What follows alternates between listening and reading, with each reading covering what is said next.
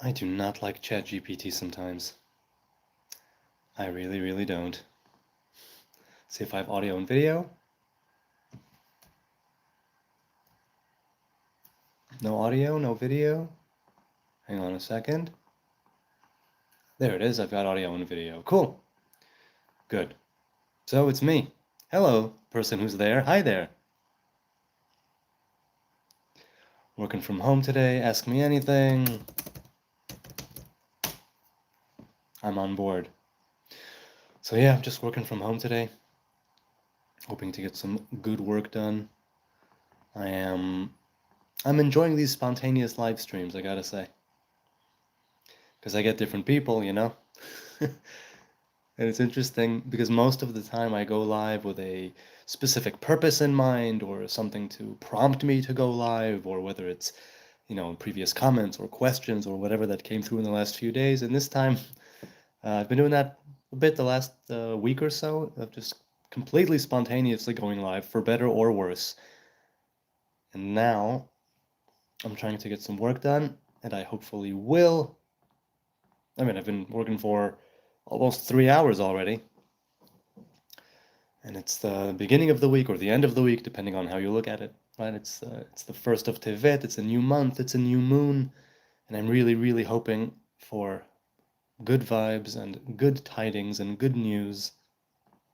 So wait, one person is here. Hello, one person. Where are you at? What do you say? How's life? Let me know. Okay, so right now I'm working on creating posts for one of the companies that I work with, and it's very frustrating. It's very frustrating because ChatGPT is not giving me what I want, and it is very, very annoying. Very annoying. Sometimes ChatGPT can be really, really good, and sometimes it just won't fix spelling errors, for instance, where it's literally written white on black, so to speak, and it just won't get the words that I'm saying, and it keeps screwing up the words. Come on, GPT, work with me.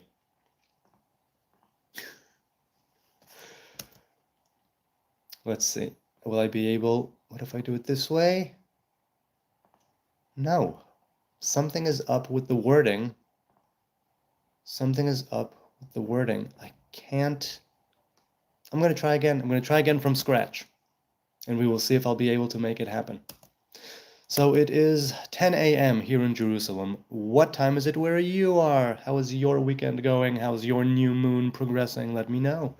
If you're interested, give me a shout out in the chat rather. Let me know where you're from. Let me know what you're doing. Let me know how your weekend is progressing and what you hope to achieve this new week, this new month. If you're Jewish, happy Hanukkah. If you're Christian or a follower of Jesus, Christmas is coming up, so good for you. What are your Christmas plans? Let me know. I'd love to know. Let's get a nice conversation going here. Mr. Bobo said if you drew this guy, they would call you anti-Semitic. Oh, for sure. I've got the schnoz. That's for sure. I mean, I suppose it depends on how you drew me. If you drew me with, it really does depend on how you drew me. But yes, I suppose I do fit the trope, right, in a few ways. What is my passion? I mean, my woman, for one thing, that's my passion. Writing is another passion. Spirituality is another passion. Madia, hi, how you doing, Madia? And what is your passion, Igor1282? Mr. Bobo, what is your passion? Madia, what is your passion? That's a very good question. It's a good question, what is your passion? You know, some people say that you should follow your passion and do what right, and make a career out of that. Chris Rock has the best line. He says, "Follow your dreams if they're hiring." Sports. What kind of sports in particular? I don't play much. You know, I play with my kids, soccer mostly, but um, I mean, I do love watching sports sometimes. I don't do it on a regular basis. If there's, the World Cup or I don't know what, the UEFA Cup, soccer, hockey, what kind of hockey? Ice hockey, field hockey? I've never played hockey, never wore the gear, never held a stick, ice or field. I never have. Sports is good. Sports is very, very good. It just keeps you young, you know, when you're moving. Jesus is the way, for we don't deserve what he did. He loves us, and with him we'd have eternal life. Well, I'm not a follower of Jesus, Austin Bryson. As I say many times, it could very well be that if I was around at the time of the Second Temple, I would have followed myself. But I am not, and as far as I'm concerned, he's dead. He's simply dead. And it could be that he will be resurrected with the rest of us after we partake of the fruit of the tree of life in that resurrection in Eden. But no, until then, he's just a dead guy and somebody who may have been very righteous, but just a dead guy like all the other righteous people. Now let's see if I can make GPT work with me right now. I'm trying to get a post going, and the image it just keeps screwing up the image. I've rendered it like 5 times. So hang on a second. Let's see if I can make this happen. If I do it 2 versions instead of 1 version, let's see what ChatGPT gives me now. Jeff Epstein says, come back to the island. Girls miss your 3-incher. Yeah, you know what? I am more than 3 inches, but I really am. I really say this all the time. It's not the size that counts, it's how you use it. Because listen carefully. If you satisfy your partner before penetration, okay, and you give them what they want, and you give them what they need, and you give them what they didn't even think that they needed, but they got it and they were happy with it, by the time you enter into their body, they will be already so much in a place of awakening that even if it's 3 inches, if you hit that spot right, if you say the right things and you act the right way, you treat them the way that they need to be treated, then the 3 inches would still suffice in a lot of cases. But you know what? 3.5. Okay, 3.5 inches is also good. Mystic Yay says hi. Chat GPT says someone lied to him. Now, I've never been to that island, and I don't know anything about Epstein. I know that there's this whole thing and a documentary on Netflix and whatnot, but I have not been following it at all. I know that there's a ton of conspiracy things, right? But who's to say? I'm just a little dumbass, you know? I have no idea what's going on. Can you please say my name? My name is Maddie. Hey, Strotix8832, aka Maddie. How you doing? How you doing? Jeff, you're too niche. Well, I don't. Oh, wait. I gotta mute my phone. Hang on a second, and it's muted. Good. With Israel and Jews from Italy. Hey, Boso6796. Nice to have the support. I appreciate it. You know, it's nice to have the support, but it's like it's a shame that we even need to have others supporting us, as it were, because it's just the situation is so screwed up, so screwed up. Hey, Isaac is here. He said hi. Hello, Yitzchak or Isaac. How you doing? How you doing? So, Austin, what's kind of false? What part of it is false? Because if I'm telling you that if I'm telling you that if I were around at the time, it could be that I would have taken on Jesus as my master. Right? His foreign name is Jesus. His Hebrew name was supposedly Yeshua or Yeshu. But if I'm saying that I would have followed him back then, and you're saying that's kind of false, how is that false? I'm not following him now because he's dead. We don't follow the dead, right? The Torah says we need to follow the living. We can follow the teachings of the dead, but we do not follow them as deities, lords, saviors, sons of God, and there's no such thing. Hey, Sebi bastard, good to see you, man. Good to see you. It's the kids from the island, says Raid. The kids from the island, I'm not exactly sure what you mean. I know that there's this idea, I don't know if it's been proven or not, that there were underage, minors there on the island, which is illegal and not cool. Naughty Kinnock says, if someone that got kidnapped in the past commits a crime, should they be returned to the kidnapper to save tax money? You know what?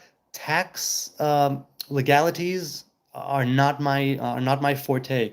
But I'm saying that if somebody got kidnapped in the past, I don't know. That's a little too metaphysical for me. I would have trouble following the thread of time and space, so you'll have to forgive me. We both know you know, says Raid. Well, as I say, I've never been, and I really don't know what's going on. Jesus was a Jew, says Boso. Yes, he was. He was a Jew.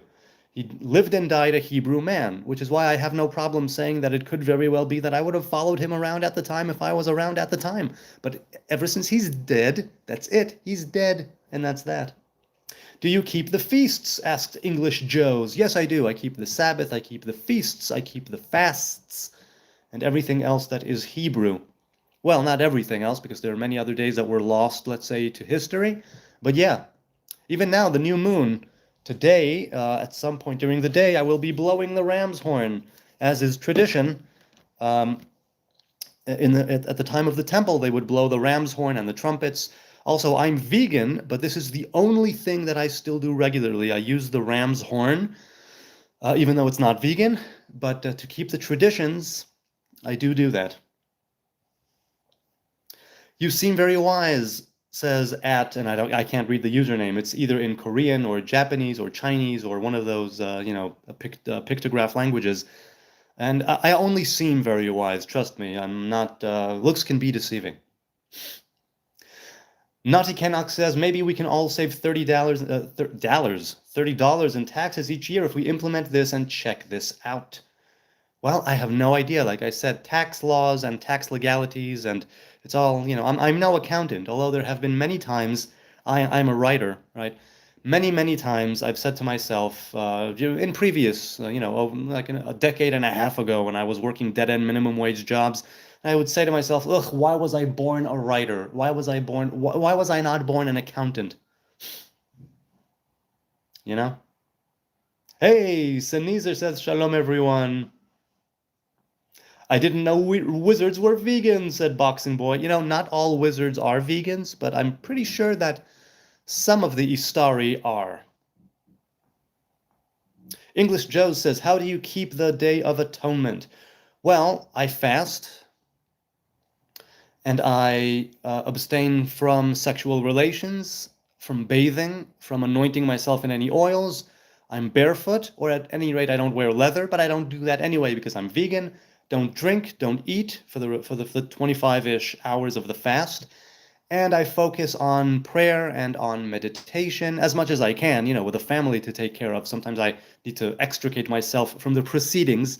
Usually I'll be alone, although for most of my life I've spent the day in synagogue and shul, but in recent years I've been more alone, doing my own thing. I wear white, and I wear the clothing of the dead over, right? The kittel, what's known as a kittel, that I wore on my wedding day, the shrouds of the dead on me. And I basically make amends with myself and try to atone through all of the different practices and the prayers. That's how it's Chinese, okay. So, ni hao. That's how I keep the holiday of atonement. And, well, yeah. So, and it's my favorite holiday. My favorite holiday in the entire year is the holiday of atonement.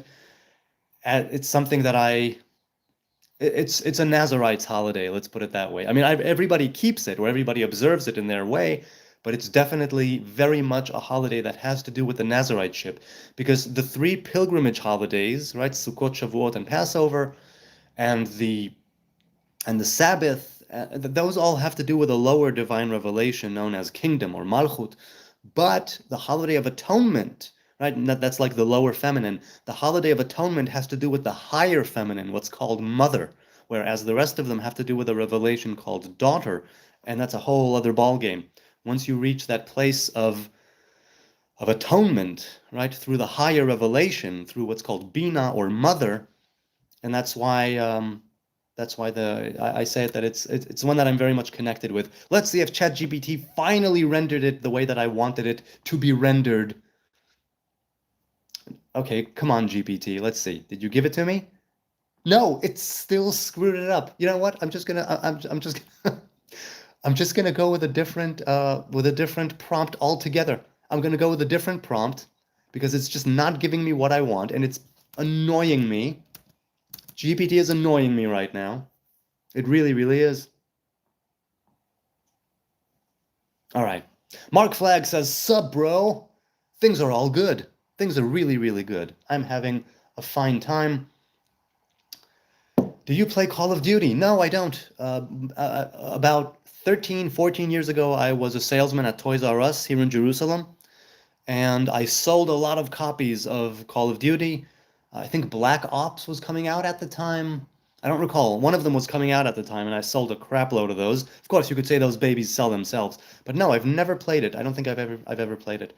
Sorry for asking. No need to say you're sorry. What are your views on Israel and Palestine? Well, I mean, we need peace. And I'm thinking that if the terrorists put down their arms and surrender, we can have peace. And if they don't, we'll have to keep fighting because they want us destroyed. There's no two ways about it, right? There's Dar al-Islam and Dar al-Harb, right? There's the path of Islam and the path of the sword. They will continue fighting until the entire area is Islam. So, because once it was Islam for a time, and it was, as far as they're concerned, it needs to be Islam again. And they will never stop fighting until the entire area is made into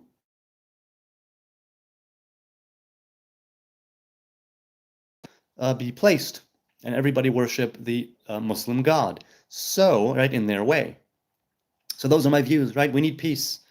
Sometimes, unfortunately, the way to peace is twofold, right? It's either through war or through love. And it seems that right now the way to peace is war in the sense of peace is made between enemies, you know? Irlu says, Dear valued customer, your grinder fuel charges and poppers purchases confirmed. I have never done poppers, and I went on Grinder once just to see what my worth would be on the meat market. Certified twin, own the sleigh. We're comping your next leather tab. I don't wear leather, man. I'm vegan. Winkingly, Chase Banks Pride Patrol. Okay, so you know what? I believe I am a valued customer, even though I went on there only once. Pipa says, struggling with homosexuality, will I go to heaven? I have no idea who gets to heaven and who doesn't. Next, if you'll pay attention in the law of Moses, in the Torah, it doesn't say that homosexuality is forbidden. It says that the act of sex between two men is forbidden. So technically speaking, very technically speaking, if you are drawn and are attracted to men and you're a man, that's all okay. If you are living with a man, that would be okay. It wouldn't be okay halachically by Jewish law, but according to like the proper, not proper, according to like literal Torah, you're allowed to have feelings and be romantically involved with a guy. However, the only thing that is technically, practically forbidden is anal sex between two guys. Now, you could make the argument that that shouldn't be illegal or prohibited by Torah. Cool. It is according to the verses. And you can make an argument that love conquers all and love covers all wrongdoings and all of that. Nothing against that. But if you're struggling with it, you can still struggle with homosexuality and go to heaven. And I don't know what your conception of heaven is. I consider heaven to be a waiting room, you know, on the way to partaking of the fruit of the tree of life. So we probably don't have the same view of what heaven is. However, just at face value, Pippa, if you're struggling, I hope you speak to someone, be it a therapist or a trusted friend, or if you're religious, someone in your local clergy, or somebody who you can have an actual dialogue with who won't judge you and condemn you to hell. Because if you're worried about heaven, you're likely worried about hell. But in the Hebrew faith, there is no heaven and there is no hell in the traditional sense that Christians, let's say, conceive.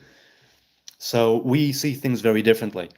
And if you're struggling with it, I think that you should understand that many people struggle with it. And for some people, they simply understand it will remain a struggle. Some people try and lead a heterosexual life, and then at some point in their 30s or their 40s, they throw it all to hell, and they throw the baby out with the bathwater, and they go do their thing, forsaking every tradition and every value that they held previously. So far be it from me to say what you should do or where you will go. I just understand your struggle. And I'm saying it doesn't have to be a struggle in all of the ways that you might be struggling. Okay. Rot in hell, Pippa, says Irluzi. Well, why would you say that? Why would you say that? Also, so there is no hell, right? But in the Hebrew faith, we do have a temporary hell, if you will, called Gehinnom, and that's more of the Christian purgatory, meaning it's a place of purgation, it's a place of purification, it's a place of where you are made clean. So that's not the same thing at all. What about oral, asks Rem. So again, technically speaking, oral between two guys might be frowned upon, but it is not prohibited by the literal verses in the Torah, right?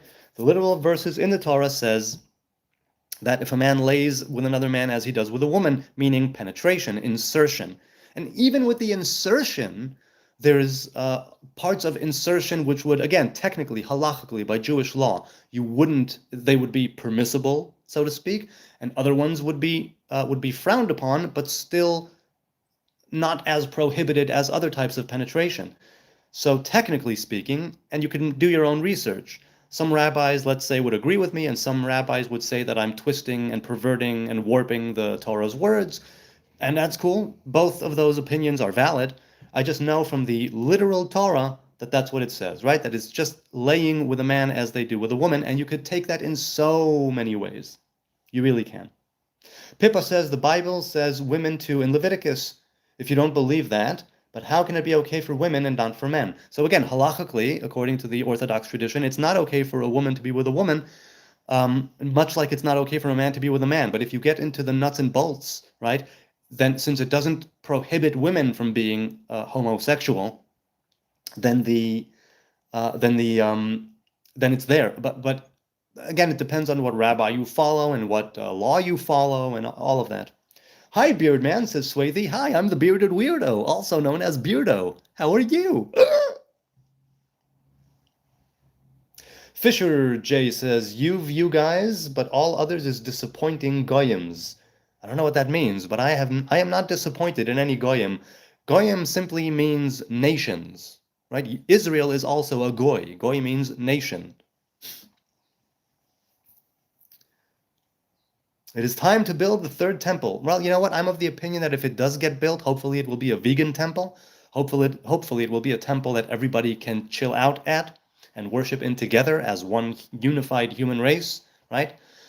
But we don't need it. We don't need the temple, right? The temple is earth and stone, right? Metals and fabrics and rituals and blood and incense and water and oil and barley and wheat and right? All of the, right? Leavened bread, unleavened bread, but we don't need any of that. We are the original temple, right? The human body made in the image of God, the human spirit, that is the image of God. That is the original temple.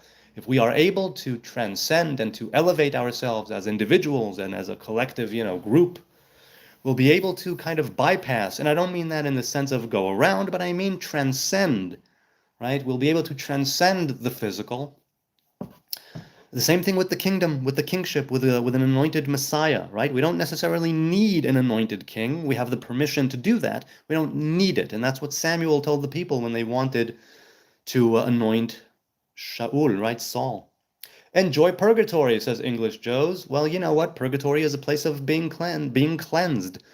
And it's a temporary thing. Now, there's no time and space in the places that we speak of, but we use these figurative, right, time and space in order to convey spiritual ideas through human terms and physical terms. Hi, I'm from Mexico, says Luis Antonio Hernandez Basilio. Hi.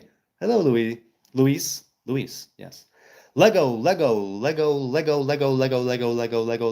says Darth Clorox. Well, you know what? Only a Sith deals in absolutes. Yes, I've stepped on many Lego pieces in my life, and I will continue to step on Lego pieces. I dare say there will be a time where there will be no Lego pieces on the floor, and I'll be thinking, remember when we had the kids, and, they were kids, and we had Lego pieces on the floor. What about suicide? Does that separate you from God? So you know what? I don't think I can speak of suicide. I know that it's not permissible according to halacha, according to Jewish law, Pippa.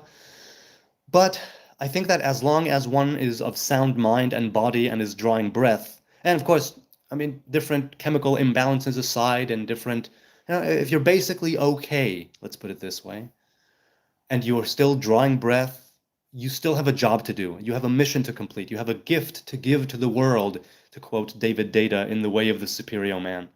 Superior? Not superior, superior man. So I'm thinking that if you take your life and you end it on your own, now look, there are many different ways, right? Many different ways of committing suicide, many different circumstances under which it would be permissible or not permissible, depending on how you look at it. We know that people committed suicide in the Bible, right? Speaking of Saul, right, and the Philistines, and he fell on his sword, and then his squire fell on his sword.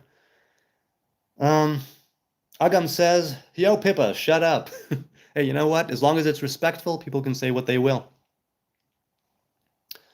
So I don't know if it separates you from God, because far be it from me, right? I don't know God. All I know is how God reveals himself to me. The way that God reveals himself to me, right, is through creation and through the Torah and through life. So I'm thinking that part of the Nazariteship, right, part of the Nazarite vow is embracing life. And it's also why I became vegan. I was vegetarian before that, and I became vegan after taking my vow, even though it's not actually technically part of the vow. The part that is of the vow is abstaining from dead bodies, right, human corpses. Well, human dead bodies, corpses. So any sort of death of humanity, right? Because we need to remember, death came into the world according to the story of creation in Eden after we partook of the fruit of knowledge of good and evil. And so suicide is basically saying, I don't want to give my gift to the world. I don't want to find out who I really can be. I don't want to put in the effort. Now, I'm not, look, people are depressed. These things happen. People are ill. They become very sick, and they could commit suicide because it's just all too overwhelming to deal with. I get that. I'm not belittling that. I'm not being glib about it.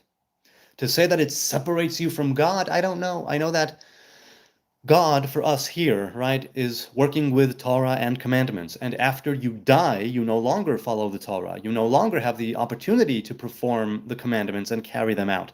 And in doing so before your time, that could be something that which causes a kind of separation.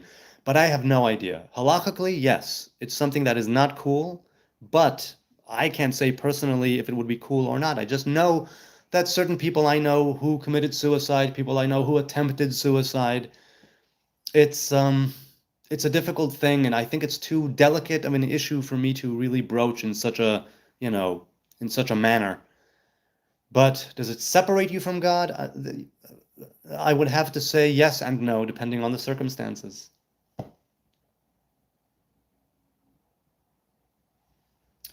Baso says Allah is not the God of Christians or Jews. Allah is the moon god, Lucifer, Satan. Other name was Hubai, the ancient god of Mecca before Islam, Hubal or Baal. Oh, I'm sorry. You said Hubal. Okay, you know what? I know that there's a controversy, right? A difference of opinion on whether or not Allah is the Hebrew God, but in Islam clothing, let's say Muslim clothing. I know that there are people who go with what you say, Baso. There are people who say, no, no, no. It's just it's just actually the same God with a different name, but they do believe the one God as we do. I have no idea because I haven't studied Islam. I'm not going to study Islam anytime soon. I won't read the Quran anytime soon. My mind has been too warped by war and bloodshed and terrorism. And if I do ever get into Islam and researching it, it'll have to be from a place that's a lot more objective, because I do not deny that for sure there are other ways of approaching Islam. The way here in the Middle East has not sat right with me. Ultimalek says, permission from whom? I'm sorry, what does that have to do with, right? He says this 6 minutes ago. I don't precisely recall what I was saying 6 minutes ago and what permission. So if you give me the context, I'll be able to adjust what you said. You speak as if these things are true. That's stupid. Oh, I'm very stupid. Make no mistake. I don't speak as if these things are true. It's not a question of true or false. It's a question of how I view reality based on my life through the lens, right through my lenses. That is it. I don't claim to know any great wisdom or truth. I simply speak, right, shooting from the hip, live, raw, streaming. That's what I'm doing here.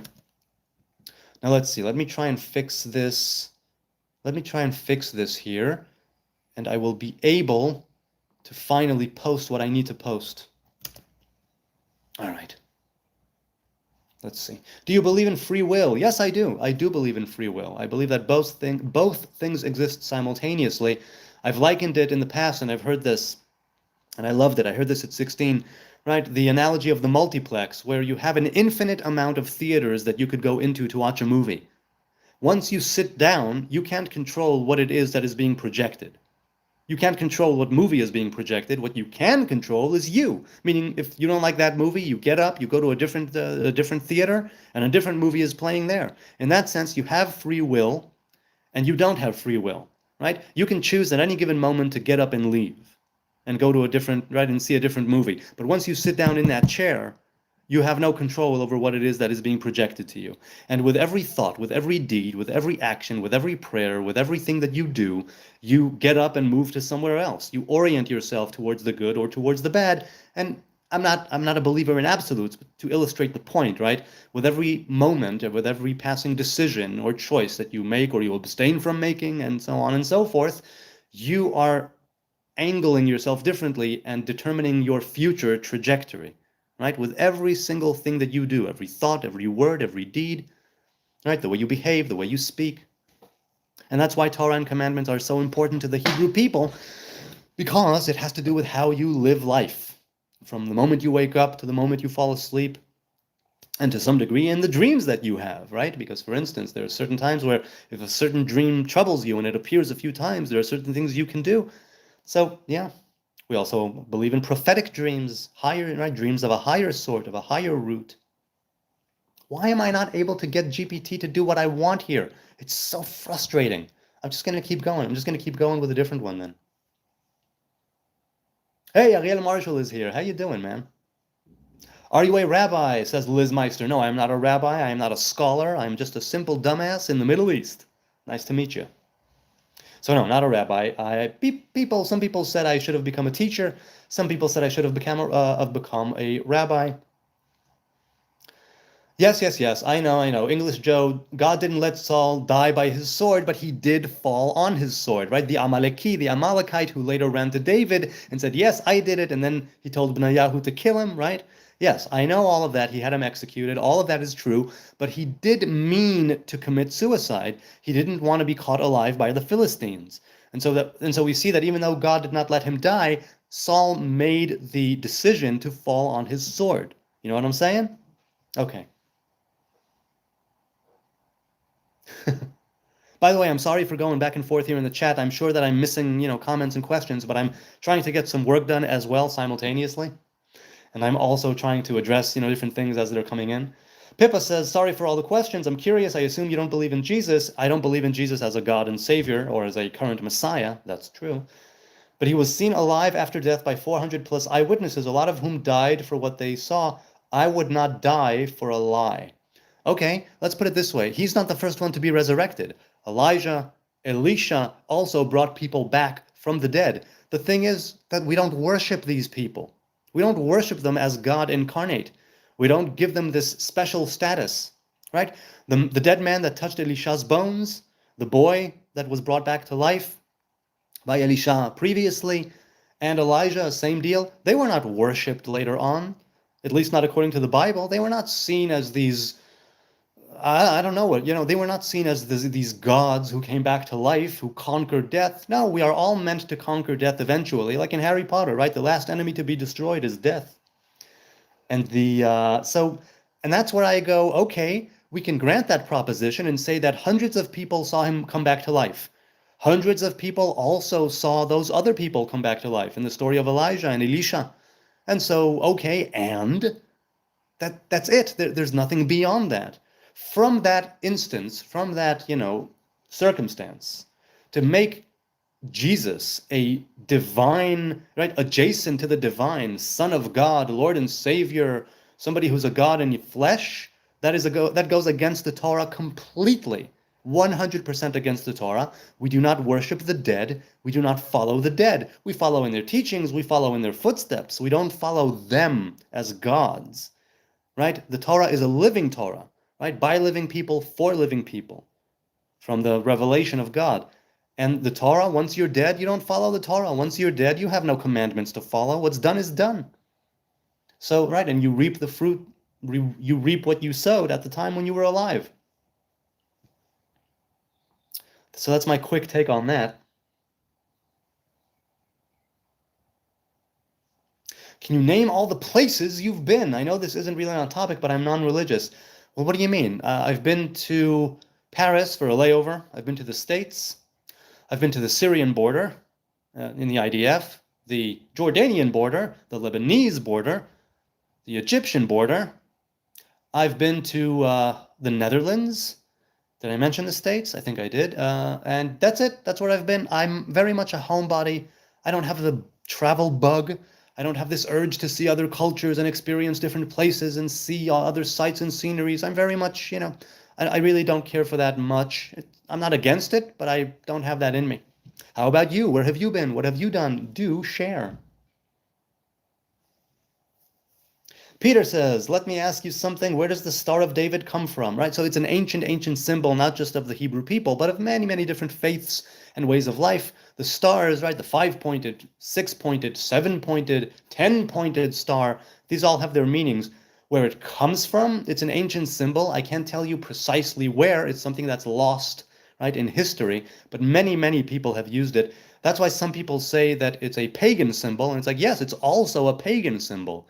The 6-pointed star has an actual, well, let's say it has a 7th point inside of it that is invisible, but it actually represents the 7 lower revelations of God, the 6 masculine and the 1 feminine one.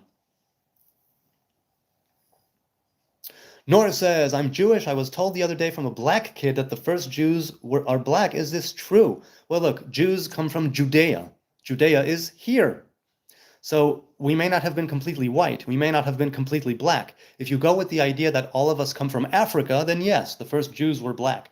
If you go with the idea that Jews come from Judah and from Judea, right, from the kingdom of Judah in the realm of Judea, then we probably were brownish, kind of like me, light brown, dark brown, whatever the case may be. So if you consider that black, then yes. If you consider that white, then yes. The answer is yes, either way. Hey, Ariel144K is here. Oh, exactly, and he mentions Africa. Exactly. Basso says, maybe Jews are damned because of killing of Jesus, their own prophet, but Jesus was a Jew, and it is not our right to kill or condemn or hate Jews for Jesus. No, I don't condemn or hate them either. And Jews are damned for all kinds of reasons. Many of them are explained in the Torah, and many of them are later reiterated in the prophets and the writings on the scrolls.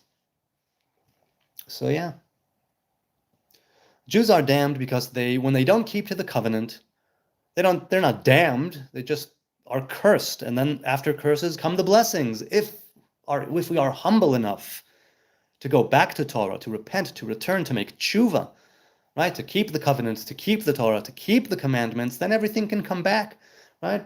The unification of the 2 kingdoms, right? The coming together of the people, the rebuilding of the temple, anointing of a king. All of that, it can come back. Get a job. I actually do have a job, and I'm working on it right now, and GPT is giving me some trouble, Mr. MNQOB. I don't know how to even pronounce that. I don't know how to pronounce it. But yeah, I do have a job. I'm really, really thankful I have a job. I've held this job. It's my 11th year in this job. There have been times when I was working minimum wage, dead-end jobs and feeling so empty and soul-sucked. And there have been times when I've been unemployed for a few months here and there, and that's always difficult. And I'm so grateful and thankful to have a job that I can be creative in, that I'm a writer, right? Now I'm a writer by trade, and I'm a writer by day job, and that's many, many people would love to write for a living. I get to do that every day, just about. So I'm really, really happy about that. Does Mother Nature count as a goddess? Well, let's put it this way. It's a revelation of God called Mother Nature, the lower feminine, right, known as Shekhinah, or place of dwelling. It's the divine feminine revelation of God, but it is not a goddess in and of itself, right? It's what we call Shekhinah. It's a type of divine revelation. What many pagans and others did was they took the forces of nature and they deified them, right?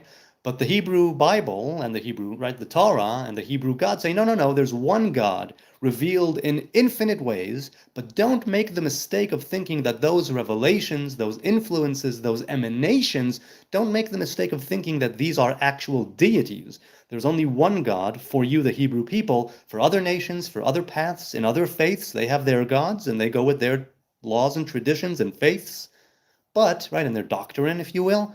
But for you, the Hebrew people, there is the one Hebrew God. Everything else is a revelation of God. Everything you experience is a revelation. Everything, right, the mouth of God, the ears of God, the hand of God, the nose of God, the finger of God, all of that is just revelations, right? We use these physical terms to convey spiritual ideas.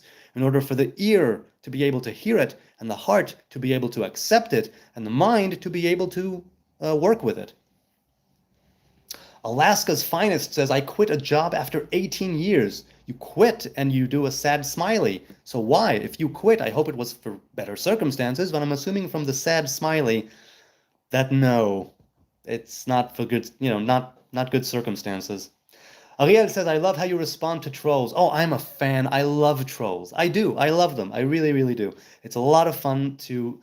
In my old channel, before it was removed by YouTube, I had an entire video where I was answering hate mail and hate comments, and I loved it. I wish I could get those videos back again. What do you write about? How hard to get paid for that? Asks Daniel Blair. Well, right now, I'm a screenwriter by trade. I went to film school over 10 years, 14 years ago, 12 years ago. So I'm a screenwriter. Nothing I have written so far has been produced, but I'm slowly but surely working on it. And by day, I am a copywriter. I write content. I write copy for social media, for other companies. So yeah, that's what I'm doing. How hard to get paid? I think it's very hard to get paid for writing, and I'm very thankful to have it. Maybe I'm wrong. Maybe it's not hard. I know that for me, it was really a question of being at the right time, in the right place, and looking the right part for the company that I was interviewing for. It was the only interview, it was the only job interview about 12 years ago that I left the interview thinking, you know what?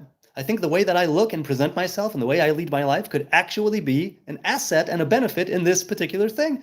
Sure enough, a day or two later, they said, yeah, the job is yours. Show up on Sunday. Boom, I've been with them. And they are lovely. It's a wonderful company. I'm so grateful to have an office that's so awesome. I can work from home whenever I want. They give me creative freedom. They stay off my back. It's the best possible circumstance and situation I could possibly hope for when considering a day job.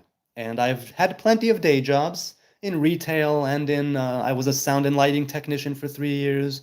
That was also awesome for different reasons. So yeah. The genocide of God, says Ryan Jackson. What about the genocide of God? Right? Something that Nietzsche said, right? That we've killed God and there isn't enough, right? And nothing can wash away the blood, right? I mean, he was talking about values, right? He was talking about the spiritual glue that holds us together as a society. And he was basically saying, without that, there will be bedlam, there will be chaos. We can't just take God out of the equation and not replace it with something. And if humans replace it with something that is not of a divine origin, it by definition will have a kind of human frailty and fault to it. And that already causes a big problem. And we see that there have been problems.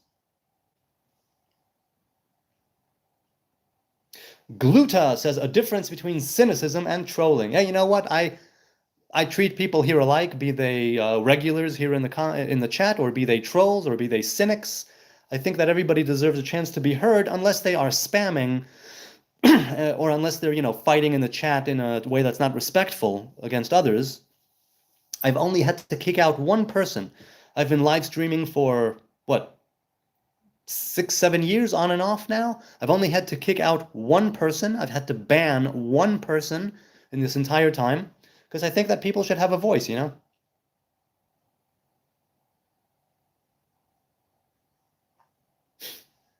Okay. Okay. Let's see.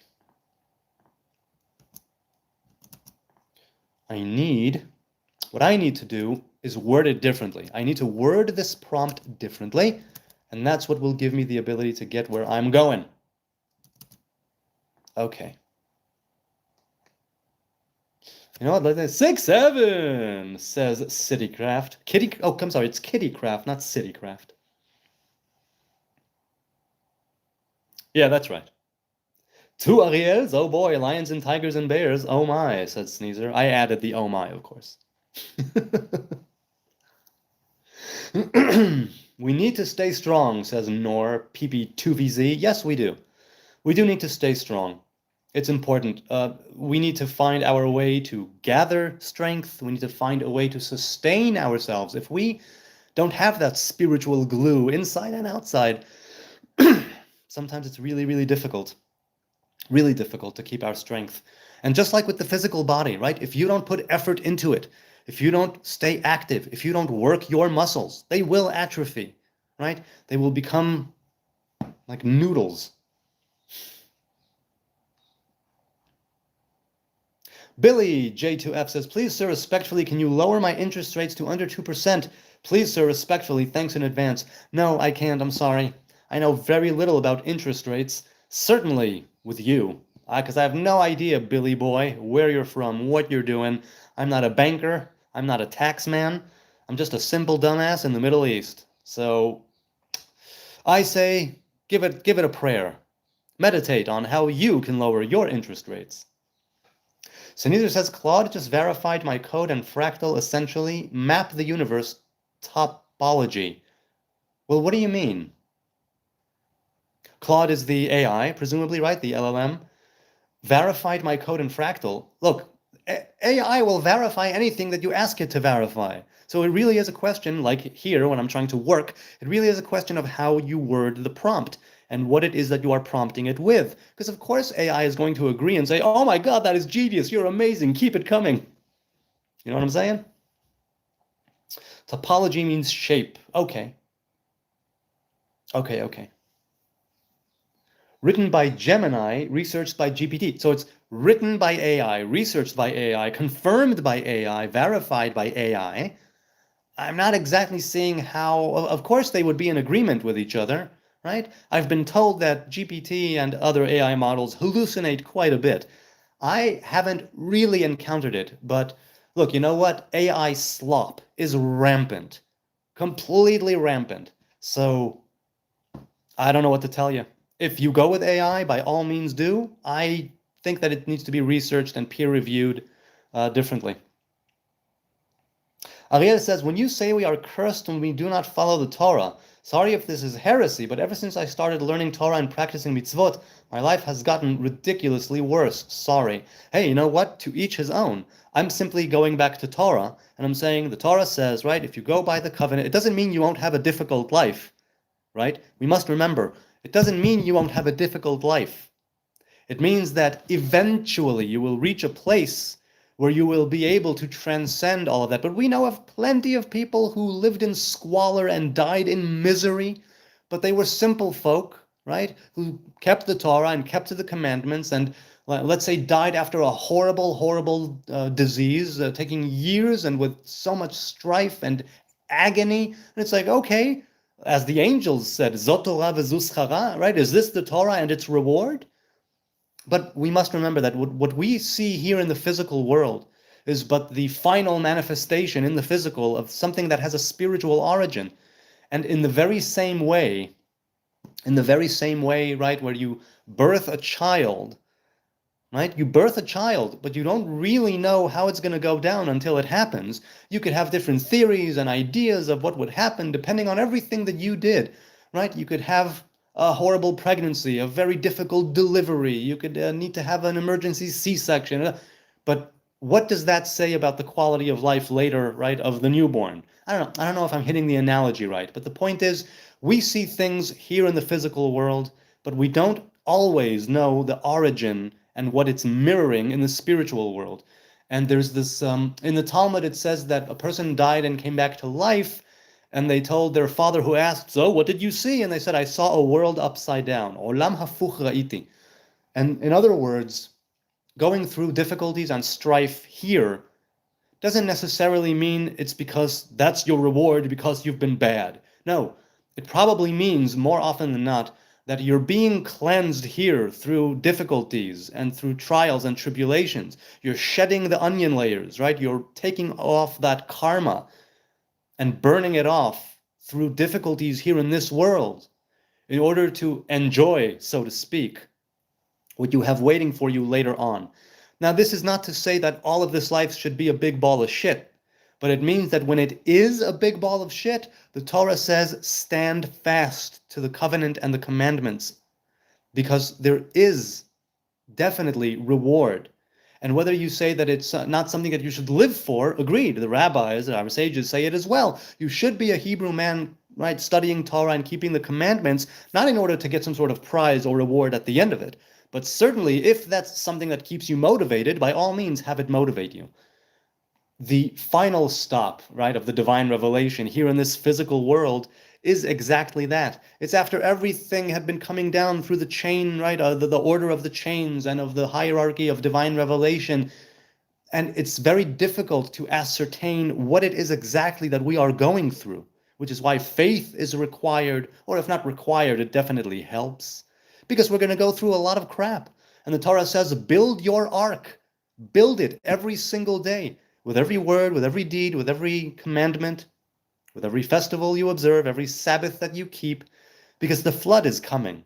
Build your ark, because that flood is coming, whether you think it or not. And things change in a heartbeat, in the blink of an eye, right? Be it on the road, be it in your home, life circumstances, you lose a loved one, you get sick. These things happen because here it's natural. Here it's a world of knowledge of good and evil.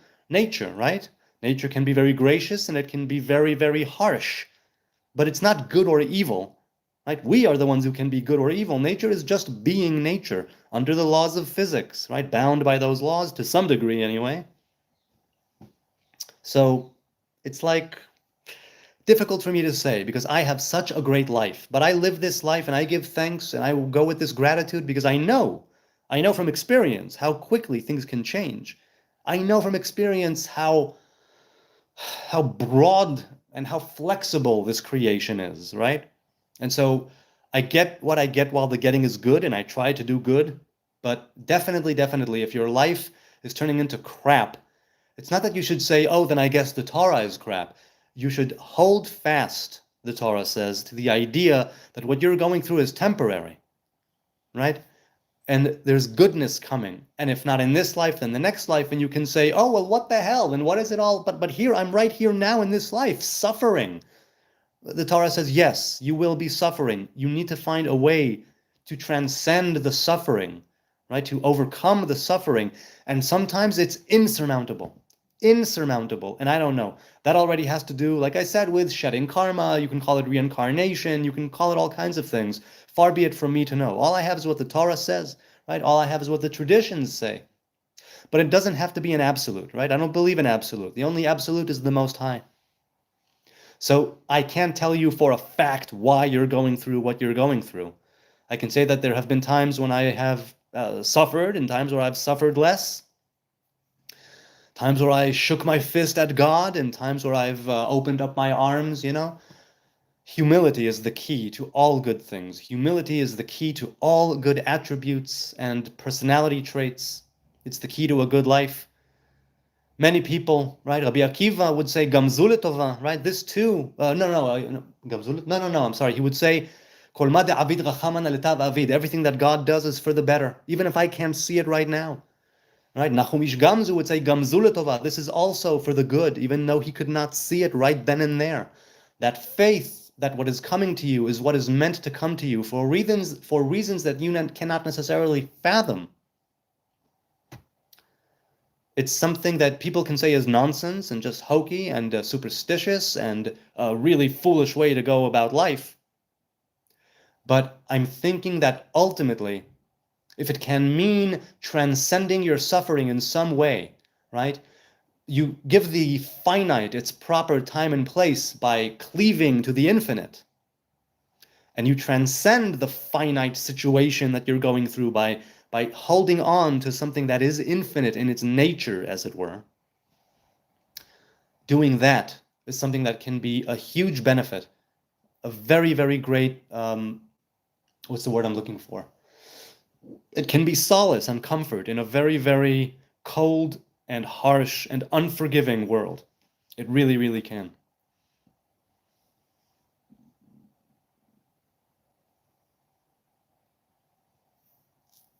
Okay. Scully, X-Files. Hi, Scully. Hi, Dana. Dana Scully. I don't know. All he talk is about weed and how flavorful it tastes. I don't know, man. What?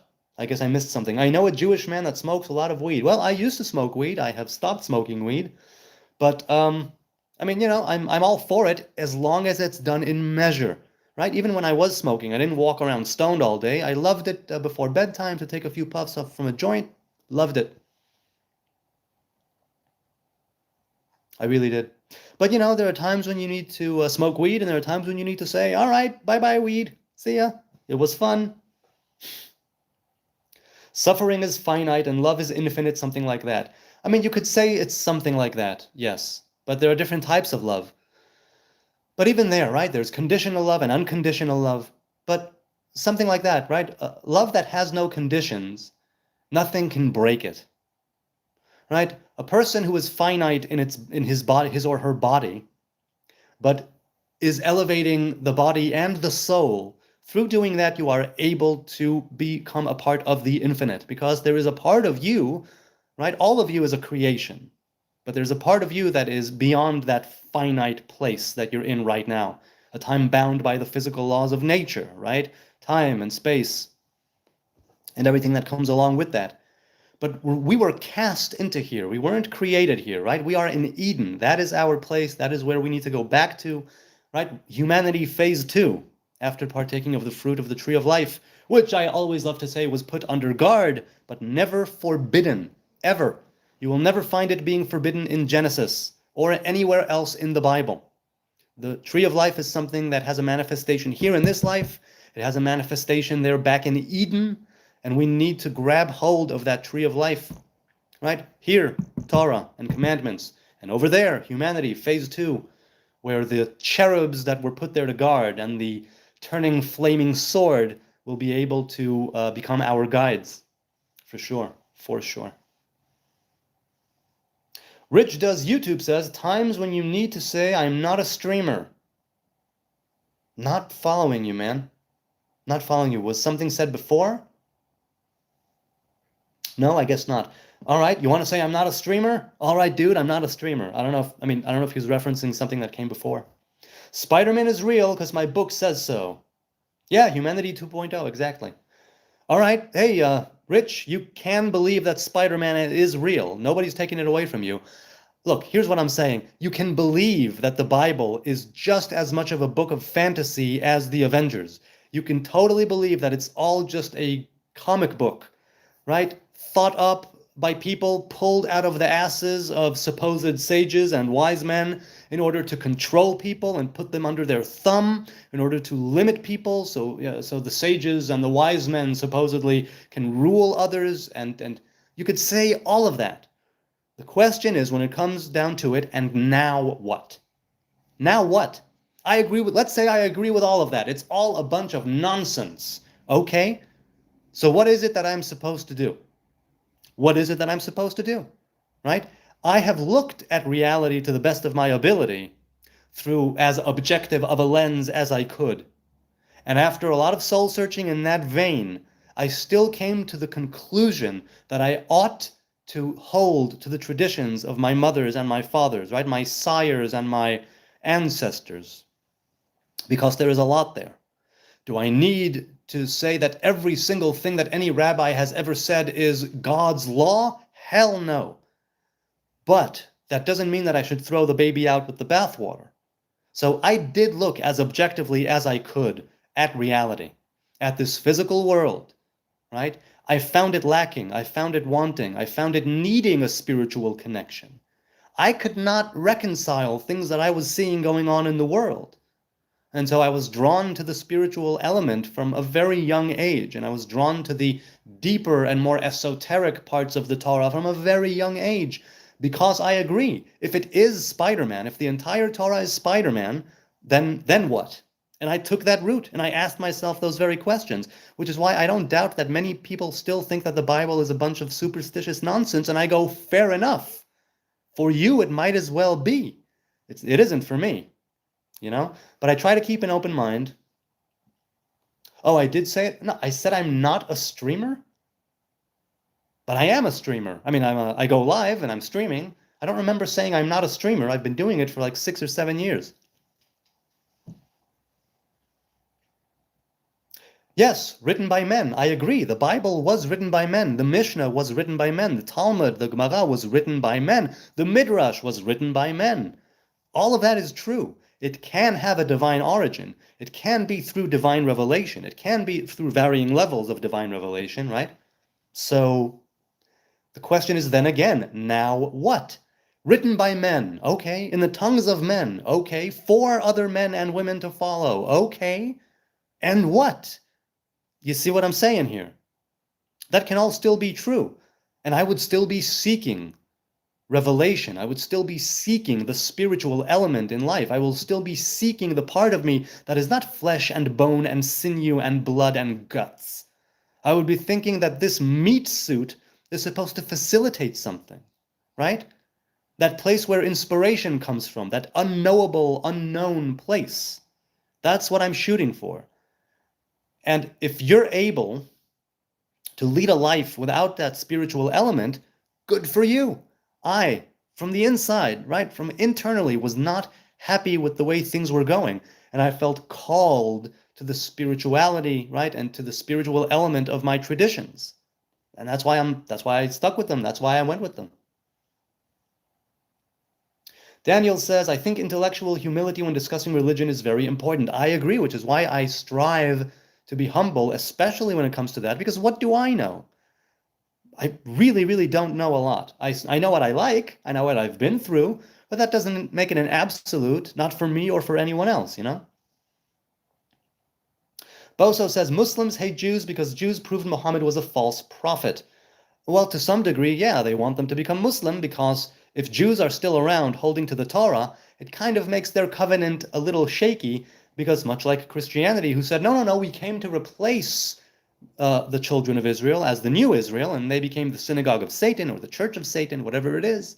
And the Muslims say, no, no, no, the divine revelation to Muhammad is the final revelation. He is the final prophet, and you must follow that.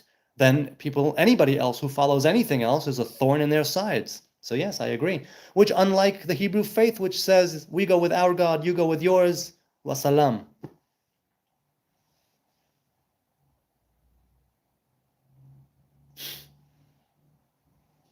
Religion rules by conquer, not by love, truth, or morals. Okay, so there's spirituality and there's organized man-made religion. Those are two very, very different things. Sometimes they coincide and there's a lot of overlap, but those are very different things. And yet, I agree with you in principle. Religion rules by conquering, not by love, truth, or morals.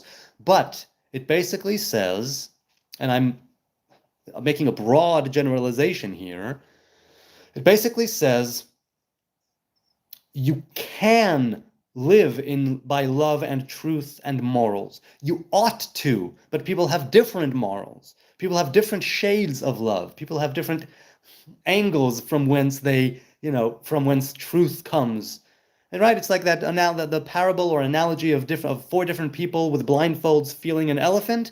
Right, one of them is feeling a foot, one of them is feeling the trunk, one of them is feeling the tail, one of them is feeling the back, and they all would say the elephant is a completely different animal. Right? No, no, no, the elephant is more like a snake. No, no, the elephant is more like a worm. No, no, the elephant is this rough tubular thing. No, no, the elephant is, but it's all part of the same elephant. All of them are speaking the truth. They're just seeing it differently because they're blind.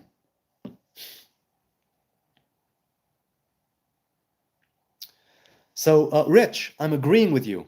A lot of different parts of different religions have to do with conquering and with keeping people in the dark, ironically, right? And with having people under control, right? Exerting power. However, just because it became that way in certain ways under certain rulers or whatnot, it doesn't mean that it doesn't have an origin of truth and love and justice and peace and righteousness and humility. It has all of those things because religion, by and large, is a discipline that is supposed to facilitate transcending, right, of this life while still living very much in this world, but learning how to transcend the suffering, taking on the yoke, right, of commandments, of a discipline, of a way of life. When a person can learn how to master themselves through a discipline, it's very much like an hourglass, right? It starts full of potential and then gets whittled down, down, down, down, very, very narrowly to the most narrow place possible, and from there opening up again back to where it was in the beginning. That hourglass way of looking at things, which is also infinity, right, on its side, that hourglass shape of living means that you take on religion, right? And through that religion, through that constraining and conquering and powerful authoritarian whatever thing, you can reach a place if you act out in righteousness. You can reach a place where it opens up again and you are able to get all of those positive things coming your way. However, this is not true to all religions. It's not true to all the times, much like it's not true to all of the different rabbis that have ever lived, or the prophets, or the kings, right? Or the priests, for that matter. It's very, very different than it's very, very different than what you're saying, right? Because you're equating religion and spirituality there, kind of, and I disagree. Rich says, your God is the same as everyone else's God, so who is right? No one. I agree, nobody is right, but I don't know God. So no, my God is not the same as anybody else's because I don't know anybody else's and I don't know my own God. All I know is how God reveals himself to me, right? Through the tree of life, through the 10 sefirot, through nature, through the Torah, through everyday living. So that's all I have. I don't know God. I am a creation. He is the creator. There's a difference there that I cannot bridge. So what you're saying might be true to other people. It's not true for me. Elephant as God and all the religions are blind. Blindfolded. Well, no, I would say something like that, I suppose, right? I suppose. Rich says they are all one, just many perspectives of the one. Yeah, exactly. Different perspectives. The thing is that different perspectives in different times can be true. In the very same way that there is a mouth of God, eyes of God, ears of God, nose of God, hand of God, finger of God, but God has none of these things. We just use these analogies, parables, allegories, these physical terms to convey spiritual ideas. And how is it that we are supposed to make these spiritual ideas come alive? Through our physical body. And so they speak to us in physical form, through things we can understand, through our five senses. If I can perceive it, it is already immediately not God. If I am able to fathom it, if I am able to contemplate it, if I am able to think about it, experience it with any of the 12 senses I have, 5 senses, 12 senses according to Sefer Yetzirah, it is immediately already not God. So I don't know God, but the revelation of God is abundant. The revelations are many, and it's a give and take, a push and pull, top to bottom, bottom to top, always in motion, always vibrating, right? And you affect the world, and everything you do, every thought and every deed and every, it's like throwing a stone into a pond, and there's a ripple effect. Why don't you know your own God? Because God is the creator, Sneezer. I am not a creator. I am a small-scale creator as a human being made in the image of God. So from knowing God's image and from knowing myself, I get to know how God is revealed in the world. But it's still just clothing. Right? The very famous parable of the king. If I approach the king and I'm hugging him, am I hugging the king? No. I'm hugging his garments, really.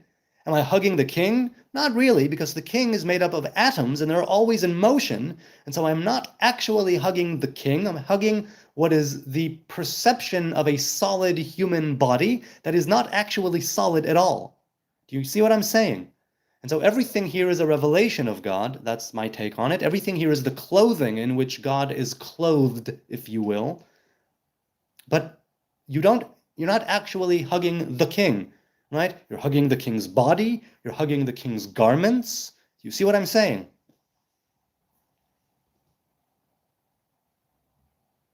What is your favorite color? I mean, I suppose it's blue, but I don't know. What is your favorite color? Right? That's Holy Grail, right? Monty Python. If God is incomprehensible, it's foolish to try and comprehend God's work. No, it's precisely the other way around for me. Through knowing God's work, right? Infinity in a grain of sand, right? Through knowing God's work and through knowing myself, I get to know my Creator. Through the reflections by which God is reflected here in the world and the different influences, by studying the tree of life and the different relationships between the 10 sefirot and within myself and without, I am able to perceive the divine revelation. And no, there will always be something that is hidden. There will always be something that is unknowable. Always. In the very same way that I have unknowable parts of myself, right? I have always likened it to keter chokhmah bina, right? There's understanding. That comes from a thought. That thought sometimes comes from calculated thinking, and sometimes it just comes to you by inspiration. And then there's the place where inspiration comes from, that is outside of the mind. It's something that comes to you. A connection is made, seemingly from nowhere. Seemingly. But there is that place. That's how I liken, that's what I liken it to. So that place where inspiration originates, that place where the connection is first not made and not even thought of, that place in the ether of reality, right? That metaphysical place, if you will, that spiritual place, where it has not yet come to possess a physical form or metaphysical form in my mind. Before it enters my mind, it's something from the outside. That's kind of the way that I think about it. And you already know all this, Nisa. We've spoken of it for months and years already.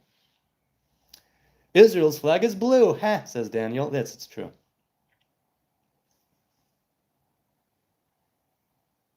For me is subjective. Of course it's subjective. Everything I'm saying here is subjective. I'm just me. Wait, is the baby waking up? No. Everything I'm saying here is subjective. That's a given. I'm not giving you some objective truth. I'm not giving you some wisdom that is 100%, I'm just regurgitating different things, right? Things I've experienced, things that I've picked up, connections that I've made, but they're few and far between, I dare say. And of course, it's all subjective. That's why I'm not saying you should live like this, you should do like this, you should believe everything I say, blah, blah, blee, blue, blue. That would be foolish and really arrogant. And I would love to be neither a fool in that sense, nor an arrogant individual. I'm not a fan of arrogance. Yes, a lot of inspiration is outside the mind. Right, but you experience it within your mind. However, there is that hierarchy of revelation. By the time it arrives in your mind, right, in that physical brain and metaphysical space of the mind, then it's already a part of you. But there's a place that is outside of you, right? That spiritual place, that higher metaphysical order, which exists in parallel with this physical reality, right? Every hall of the angel, right? The angelic halls and the demonic halls and all of the different worlds, they all exist in parallel with this one. It's just a question of what is it that I see? What is it that I'm opening myself up to? Expanding the mind, right? Expanding the spirit. All right. I think I'm going to say goodbye now.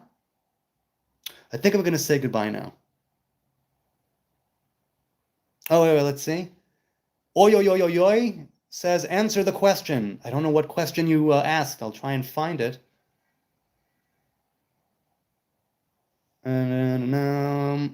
Why did God choose the Israelites as his chosen people? I believe that the Torah says that because of Abraham, Isaac, and Jacob, the children of Jacob were later chosen. But this whole chosen people is such crap. Humanity was chosen. I'm a person of Eden. Way before there were Israel and nations, way before there were different faiths and cultures and tongues and geographical states and countries and locations, Eden. It all goes back to Eden for me, and back there we had one tongue, we were a unified human race, as it were, and I don't like all of this division. It's necessary to some degree, but I'm not a fan of all of this division. So God doesn't choose anything, it's a revelation of choice, right? God doesn't choose anything. It's a revelation of choice that came to Abraham, Isaac, and Jacob. And they themselves, right? They were chosen and then they split. And then were chosen and then they split. But humanity is God's chosen people. Anybody else who says something different, I take issue with it. And if you are going to say that you are God's chosen people, then act like it. Merit that choosing, right? Take on the burden of Torah and commandments. Be good people. That's how you become chosen, and that's something that everybody can do.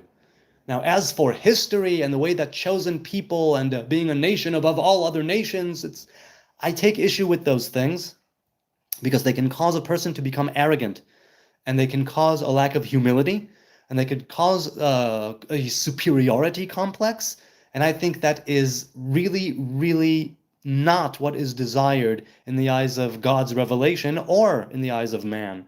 Which is why, even if it is there, I choose to say, no, it's something that you need to merit again and again, every single day, every single hour, every single minute, every single second. If you're going to call yourself a chosen one, then act like it. Otherwise, just let that be a tradition that you have and pay no attention to it. Pay no attention to any of that. It has nothing to do with you. If you want to be chosen, act like somebody who merits being chosen. And if not, then don't use that. And why and how dare you? How dare you use that in order to feel superior to anybody else? On that note,